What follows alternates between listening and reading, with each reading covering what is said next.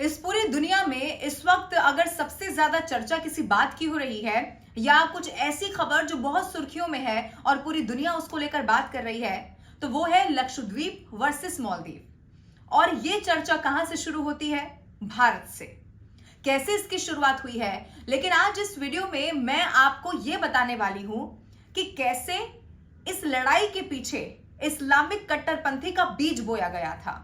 एक बार फिर से मैं कहूंगी कि इस विचारधारा, इस सोच के पीछे इतिहास में कट्टरपंथी का, इस्लामिक कट्टरपंथी का बीज बो दिया गया था, वो अब कई सालों के बाद सामने आ रहा है। इस वीडियो को आप आखिर तक इत्मीनान से जरूर देखिएगा, क्योंकि इस वीडियो के अंत तक आप ये समझ जाएंगे कि मालदीव और लक्षद्वीप की जो असल लड़ाई है वो विचारधारा की है और इसकी शुरुआत या इसका जो प्रयास है वो सालों साल पहले शुरू कर दिया गया था। और एक बार फिर से इसके बैकग्राउंड में आज पाकिस्तान कनेक्शन मैं आपके आगे रखने वाली हूं। सबसे पहले मैं शुरुआत करती हूं, जो लोग इस वक्त मेरे साथ जुड़े हैं, जो शायद इस टॉपिक के बारे में बहुत ज्यादा ना जानते हो, तो उनको मैं ब्रीफ में थोड़ा सा पहले बता देती हूं। भारत के प्रधानमंत्री हैं नरेंद्र मोदी। वो जाते हैं लक्षद्वीप की यात्रा पर। वो लक्षद्वीप जो भारत का ही एक हिस्सा है और बहुत खूबसूरत हिस्सा है। प्रधानमंत्री नरेंद्र मोदी वहां जाते हैं और तस्वीरें शेयर करते हैं और ये कहते हैं कि अगर आपको बीच का आनंद लेना है तो आप लक्षद्वीप जाइए, ये खूबसूरत तस्वीरें देखिए। उसके बाद क्या था? मिर्ची लग गई किसे? मालदीव को। और ये वो मालदीव है जहां सबसे ज्यादा यात्रा भारत के लोग करते हैं।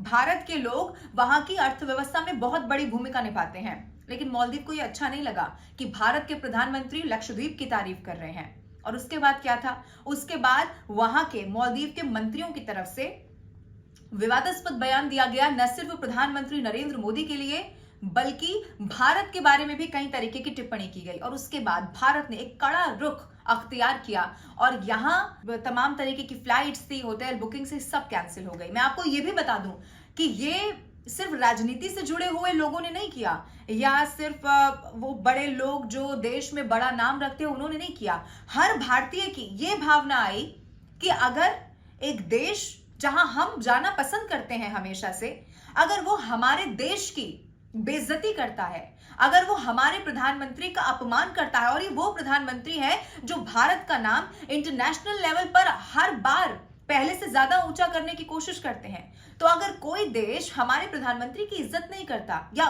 प्रधानमंत्री के बारे में कुछ गलत बयान देता है, तो ऐसे देश में हमें नहीं जाना। और फिर क्या था?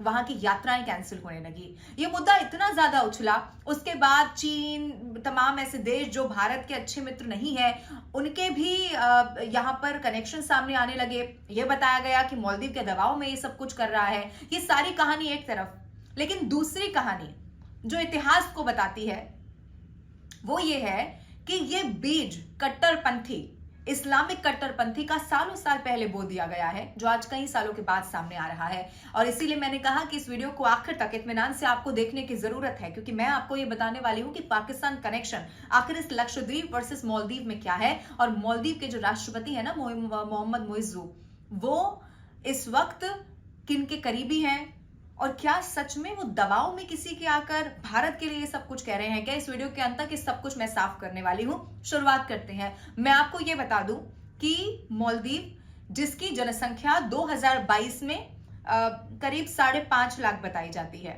लेकिन उन 5.5 लाख लोगों में 1.5 लाख से ज्यादा लोग कौन है? जो विदेशी हैं, जो वहां पर रहते हैं। अब थोड़ा सा और पीछे चलते हैं। 2004 में क्या होता है? मालदीव में आती है सुनामी। अब जाहिर है सुनामी आई है, जब भी हम ऐसी स्थिति देखते हैं, जलजला, सुनामी या कुछ भी ऐसा होता है, तो लोग परेशान होते हैं, बेरोजगार हो जाते हैं, उनके पास काम नहीं होता और बहुत सारी स्थिति खराब हो जाती है। अब ऐसे में पाकिस्तान के बताया ये जाता है कि कुछ ऐसे लोग जो सिविल सोसाइटी के बनकर वहां पहुंचते हैं मालदीव, ये कहते हैं कि हम सिविल सोसाइटी से ताल्लुक रखते हैं और हम यहाँ पर आपके मददगार बनकर आए हैं, आप बड़े परेशानी में हैं तो हम आपकी मदद करेंगे। लेकिन असल में वो लोग कौन होते हैं? वो लोग जिनका जुड़ाव होता है हथियारबंद समूहों से। कई सारी ऐसी चीजें जो दुनिया में कई सारे देशों में जिन पर पाबंदी है, ये उनसे जुड़ाव रखते हैं। और फिर क्या होता है? एक नाम इसमें भी सामने आता है। वो नाम होता है किसका? लश्कर-ए-तैयबा के चैरिटी संगठन का। उससे जुड़े हुए लोग बताया जाता है कि वो वहां पर पहुंचते हैं। इदारा खिदमत खलाक करके नाम बताया जाता है, इदारा खिदमत खलाक, उससे जुड़े हुए जो लोग हैं वो खुद को सिविल सोसाइटी का हिस्सा बताते हैं और वहां पर पहुंच जाते हैं। लेकिन उनको ये पता चल गया कि अब ये मौका बहुत शानदार है, ऐसे में लोग परेशान हैं और हमारा एजेंडा यहां पर चल सकता है। फिर क्या होता है, ट्रेनिंग दी जाती है। और कई बार ऐसा बताया भी गया कि जब वो वहां से जा भी रहे थे, यानी कि जब सुनामी का वक्त आया और उसके बाद जब वो वहां से जा रहे थे, तब वो दर्जनों ऐसे लोगों को अपने साथ लेकर चले गए जो बेरोजगार थे और उन्हें बाद में जाकर इस्लामिक कट्टरपंथी की उन्होंने ट्रेनिंग दी है। तो ये मौका परस्ती उनकी तरफ से वहां पर की गई। तो एक जो सोच थी कहीं ना कहीं कट्टरपंथी की, इस्लामिक कट्टरपंथी की, वो वहां पर देखने को मिली। अब कहा तो देखिए, मालदीव के बारे में ये भी जाता रहा है कि पहले मालदीव बौद्ध धर्म को जो वहां के लोग थे बौद्ध धर्म का पालन करते थे, लेकिन 12वीं सदी में ऐसा हुआ कि उन्होंने इस्लाम धर्म को कबूल कर दिया। इसीलिए अब जब मोहम्मद मोइज़ू राष्ट्रपति बने, और तभी से टेंशन इतनी ज्यादा बढ़ गई है क्योंकि वो चीन के करीबी बताए जाते हैं। और ये वो चीन है जिसकी भारत से अच्छी दोस्ती नहीं है, क्योंकि चीन की ऐसी कई सारी हरकतें हैं जो भारत बिल्कुल बर्दाश्त नहीं करता है। और भारत खुले तौर पर उन चीजों का कभी समर्थन नहीं करता, चाहे वो आतंकवाद हो या कोई भी ऐसी चीज हो, कभी भारत नहीं समर्थन करता है। और इसीलिए भारत और पाकिस्तान के रिश्ते कभी अच्छे नहीं हो पाए हैं। भारत हमेशा ये कहता आया है कि कोई देश अगर आतंकवाद को किसी भी रूप में समर्थन देता है तो सॉरी, हम ऐसे किसी भी देश से, चाहे अर्थव्यवस्था का कितना नुकसान क्यों ना होता हो, लेकिन ऐसे देश से हमारे संबंध नहीं हो सकते। भारत ने हमेशा जीरो टॉलरेंस की नीति आतंकवाद को या ऐसे किसी भी मुद्दे को लेकर हमेशा रखी है। और यही इस वक्त मैं आपको क्यों बता रही हूं, क्योंकि जो मोहम्मद मोइज़ू है ना, जो इस वक्त मालदीव के राष्ट्रपति हैं, ज्यादा समय नहीं हुआ उन्हें पदभार ग्रहण करे हुए, वो चीन के करीबी हैं, हाल ही में चीन की यात्रा कर आए हैं।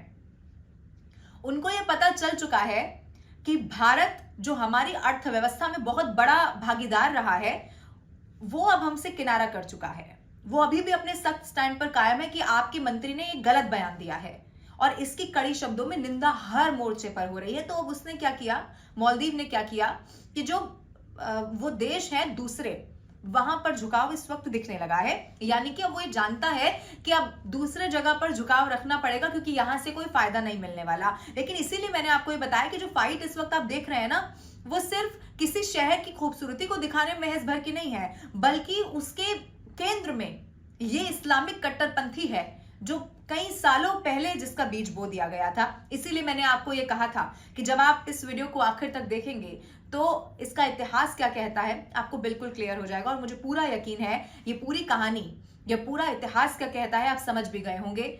और इसी तरीके से जो भी खबरें सामने आएंगी इसको लेकर वो हम लगातार आप तक पहुंचाते रहते हैं। इस मसले पर आपकी लेकिन क्या राय है, आप क्या सोचते हैं, और ये वीडियो आपको कैसा लगा है, मैं चाहूंगी कि आप कमेंट करके जरूर बताएं।